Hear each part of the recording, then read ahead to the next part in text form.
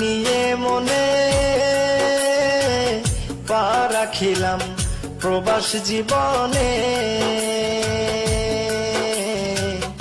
অনেক আশা নিয়ে মনে পা রাখিলাম প্রবাস জীবনে। সোনার রঙ্গ ছাই করিলাম, সোনার রঙ্গ ছাই করিলাম ভেবে পরিবারের ভাবনায় দুঃখ কেউ বোঝে না। যাই না বলা মুখের ভাষায় গো এই প্রবাসীর বেদনা। শত দুঃখে হাসি মোরা, দুঃখ কেউ বোঝে না।